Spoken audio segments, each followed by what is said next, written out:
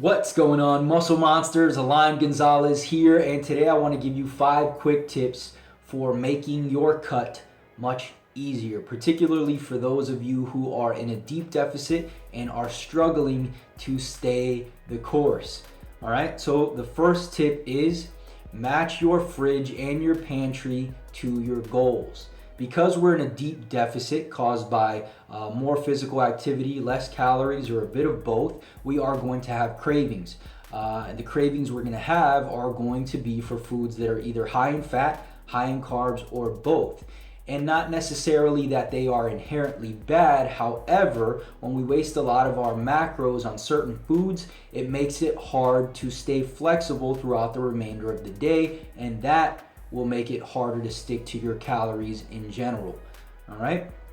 Next thing is, whenever you're hungry or feel hungry, have a glass of water, wait 5 to 10 minutes, and see if you're actually hungry. Most of the time when we feel hungry, we're either bored or thirsty. Okay, so if we have a glass of water, wait 10 minutes, and we're still hungry, then this means we truly are hungry and should probably eat. However, if you do have your water and you're no longer hungry, then you just avoided having a meal just for the sake of it. Okay? Tip number 3 is have vegetables with every single meal. Vegetables are highly satiating, right? Due to the fiber content, but also due to the volume, right? 1 cup of vegetables, very low in calories. However, you can probably fill your entire plate with 1 serving.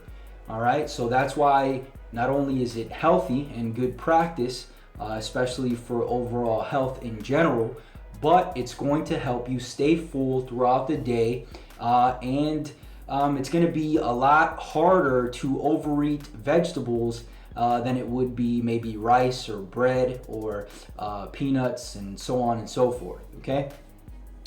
The next thing is skip breakfast. When we skip breakfast, we are minimizing the amount of time during the day that we can fit in meals, all right? If we wake up and we eat immediately, then we have more time to fit in meals and thus more time to overeat. It's going to be a lot easier to eat, say for example, 2,200 calories in 3 meals than it would be in 6 meals or 5 meals.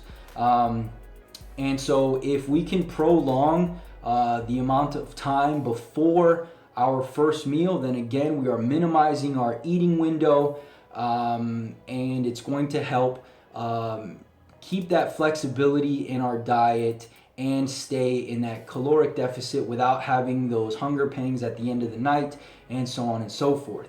Okay? And last but not least, increase your protein intake. All right, I typically recommend 0.8 to 1 gram per pound of body weight in protein. However, when you're in a deep deficit, I would recommend a bit more, maybe about 1.2.